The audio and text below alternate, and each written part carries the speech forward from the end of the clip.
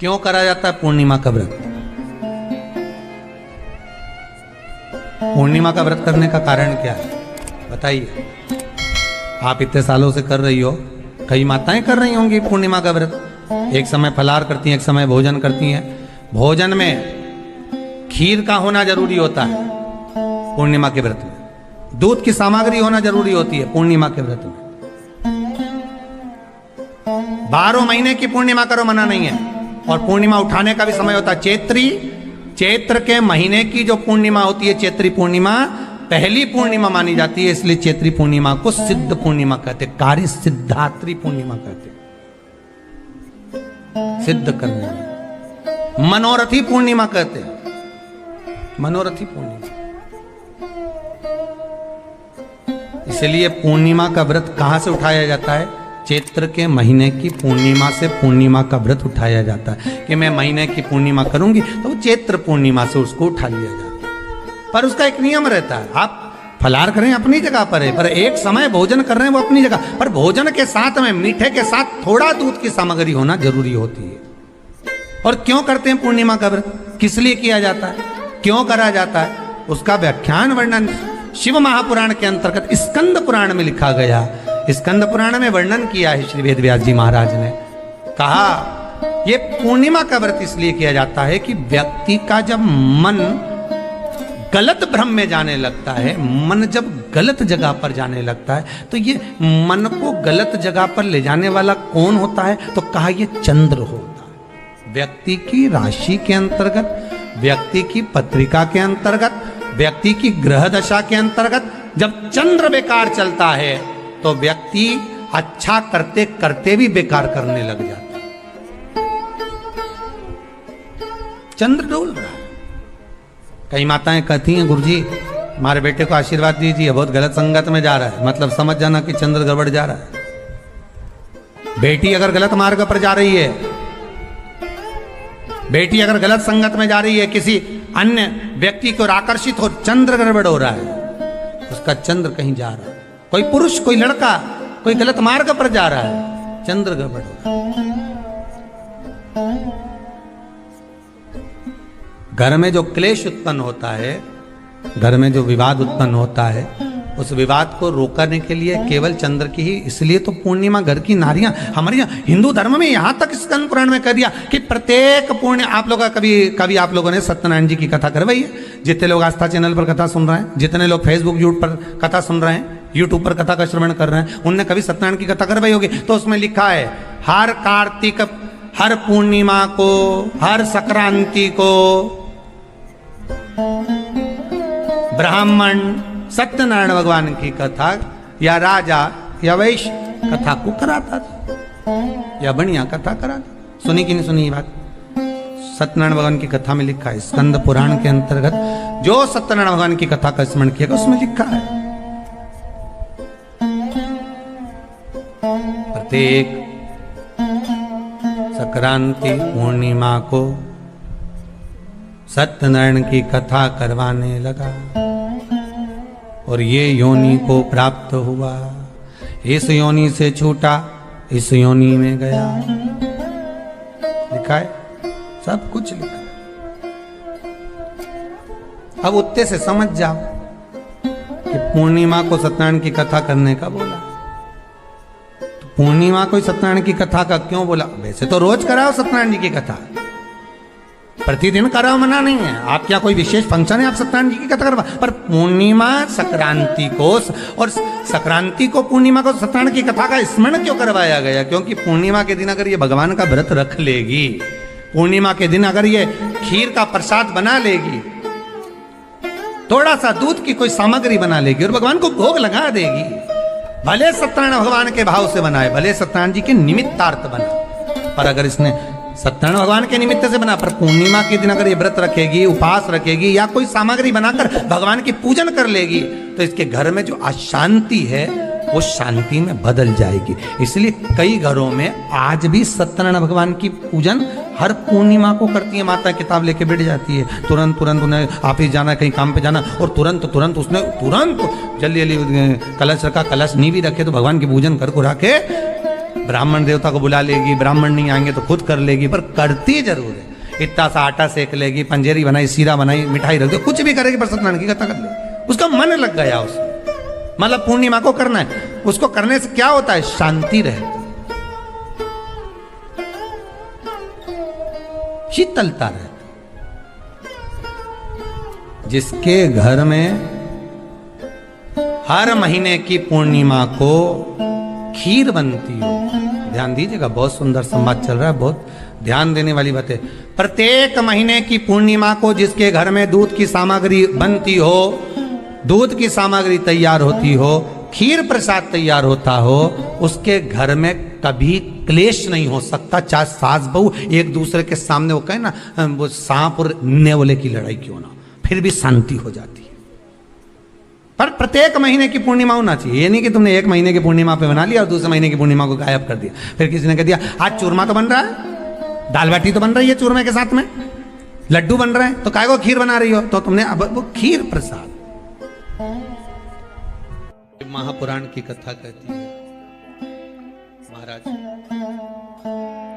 पूर्णिमा का जो चंद्र है वो विशाल का है, और उस चंद्र की पूर्णता में हमारी अभिलाषाएं भी पूर्ण हो। आप आस्था चैनल के माध्यम से जितने लोग कथा सुन रहे हैं, फेसबुक यूट्यूब पर जितने कथा सुन रहे हैं, और कुबेरेश्वर धाम में जितने कथा सुन रहे हैं, आप में से कितने लोग हैं जो पूर्णिमा का व्रत करते हैं? जो माताएं करती हो जरा हाथ उठाइए। पूर्णिमा का व्रत जो करते हो ना आप लोग, रखिए।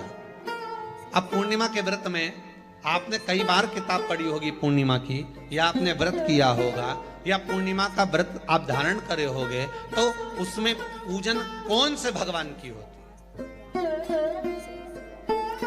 पूर्णिमा के व्रत में किस भगवान की पूजन होती है? तो कहा पूर्णिमा के व्रत में केले के खंभ लगाकर पूर्णिमा का जो अध्यापन होता है, पूर्णिमा की जो पूजन होती है, उस पूजन में शंकर और पार्वती की पूजन की,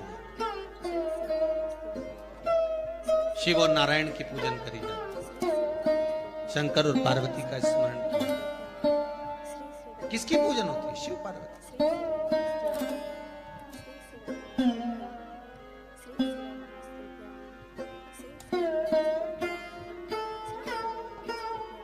क्यों शंकर और पार्वती का पूजन क्यों करा जाता है पूर्णिमा के व्रत में? क्योंकि शिव और माता पार्वती ही केवल एक ऐसे हैं जिन्होंने अपूर्ण लक्ष्मी को भी पूर्ण बना दिया था। किसको पूर्ण बनाया है? लक्ष्मी। शरद पूर्णिमा के दिन अगर आप शंकर भगवान को एक लोटा पानी अगर शिव को समर्पित कर रहे हो, श्वेत पुष्प को रखकर शंकर जी के ऊपर सफेद फूल को चढ़ाकर अगर एक लोटा जल भी, एक पात्र जल भी शंकर को समर्पित कर रहे हो, तो ये लक्ष्मी के लिए ही तो कर रहे हो। और कौन सी लक्ष्मी? पूर्ण लक्ष्मी।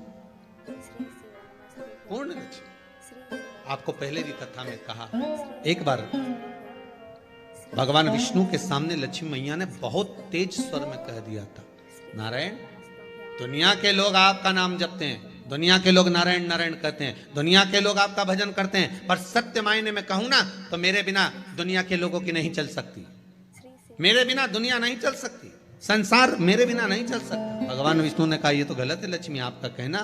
एक दिन लक्ष्मी को अहंकार आ गया, अहंकार के संबोधन जब माता लक्ष्मी करने लगी तो भगवान उसी समय पर भगवान विष्णु को क्रोध आ गया और भगवान विष्णु ने कह दिया, लक्ष्मी तो इतनी बड़ी बड़ी बात कहती है कि तेरे बिना नहीं रह सकती संसार। मैं तुझे कहता हूं लक्ष्मी तू अपूर्ण है,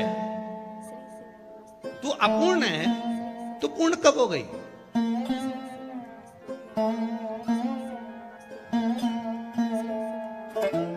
तेरी पूर्णता कहां हो गई? लक्ष्मी की आंख से आंसू बहने लगे। आज आपने मुझे अपूर्ण कहा, आपको मालूम है आप मुझे अपूर्ण कह रहे हो? आपको ये ज्ञात हो रहा है आप मुझे अपूर्ण कर रहे हो? भगवान कहते हैं हाँ लक्ष्मी मैंने तुझे अपूर्ण कहा। अपूर्णता का मतलब आप जानते हो ना? भगवान कहते हैं लक्ष्मी मैं सब जानता हूं। लक्ष्मी रोती हुई माता सरस्वती के पास पहुंच गई। सरस्वती ने पूछा क्या बात है लक्ष्मी, क्यों रो रही हो? लक्ष्मी जी ने कहा क्या बताऊं सखी, मेरे पति ने आज मुझे अपूर्ण कह दिया।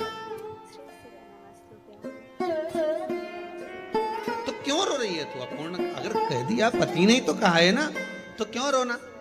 चल मेरे साथ। और सरस्वती मैया माता लक्ष्मी को लेकर सीधे पहुंच गई माता पार्वती के यहाँ। जब पहुंची माता पार्वती ने लक्ष्मी जी को देखा और सरस्वती को देखा तो पूछा कि बात क्या है, क्या हो गया ऐसा, क्या हुआ, क्या है ऐसा जो तुम दोनों आज मेरे पास में आई, क्या हुआ? पार्वती जी कुछ बोलती, शिव जी का ध्यान माता सरस्वती की ओर और लक्ष्मी की ओर गया और भगवान शंकर जान गए कि आज भगवान नारायण ने लक्ष्मी जी को अपूर्ण कहा है। अब देखें माता पार्वती क्या कर सकती है, इसको पूर्ण बनाने के लिए करेगी क्या? क्या हुआ? माता सरस्वती जी बोली लक्ष्मी को अपूर्ण कर दिया। अपूर्ण कर दिया? हाँ, तो क्या सोचना उसके लिए, इसको मैं अभी पूर्ण बना देती हूँ। माता जगत जननी पार्वती ने गोदी में विराजमान गणेश जी को उठाया और उठाकर लक्ष्मी जी की गोद में दे दिया। ले लक्ष्मी, आज से तू पूर्ण हो गई। लक्ष्मी, आज से तू पूर्ण। गोदी में जब तक संतान नहीं है तो नारी को लोग अपूर्ण समझते हैं, पर माता पार्वती जी ने संपूर्ण ब्रह्मांड में एक सिद्धता प्रदान कर दी कि अपने गोदी के लाल को, अपने गोदी के पुत्र को माता ने लक्ष्मी की गोद में देकर लक्ष्मी को पूर्ण बना। वो दिन कौन सा था? यही शरद पूर्णिमा का दिन। कौन सा दिन? आवाज पकड़। यही शरद पूर्णिमा का दिन। शरद पूर्णिमा का दिन लक्ष्मी को पूर्ण करने का दिन।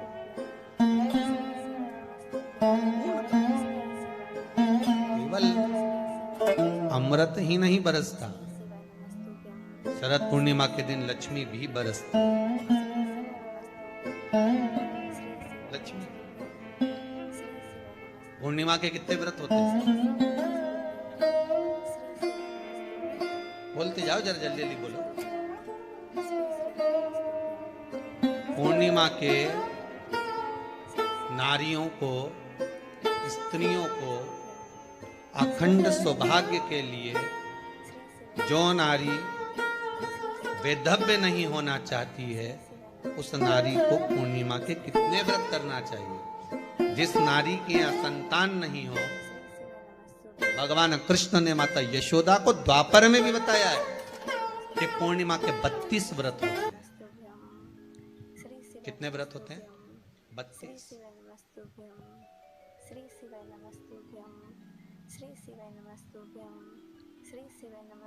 स्वयं भगवान कृष्ण यशोदा रानी को, माता यशोदा जी को भी बता रहे 32 व्रत। अब आपको किसी ने बता दिया होगा कि 8 कर लो, 7 कर लो, 6 कर लो, 12 कर लो, इसलिए आपने बोला कि 12 कर लीजिए, 32 कर लीजिए। अरे यहाँ तो द्वापर की कथा भी कहती है। यशोदा जी ने एक बार भगवान कृष्ण को रोक कर कह दिया, ए कन्हैया रुको। कन्हैया बोले, बोलो माँ क्या बात है? कन्हैया जरा रुकिए, इधर आओ जरा। भगवान कृष्ण आए। हाँ माँ बोलिए। किस जगह का प्रसंग है ये? जिस समय पर राधा रानी कुरुक्षेत्र में नंद बाबा और यशोदा जी को लेकर कुरुक्षेत्र के कुंड में, ब्रह्म सरोवर में स्नान कराने के लिए लेकर जाती है, ग्रहण का समय पर। और जब भगवान कृष्ण उस कुरुक्षेत्र के उस सरोवर में स्नान करने आते हैं, तब यशोदा जी ने अपने लाला से प्रश्न किया, पूछा है,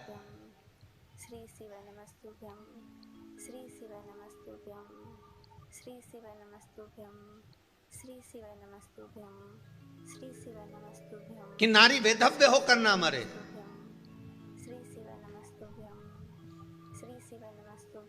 उसका पति कोई रोग से ग्रसित ना हो, उसका पुत्र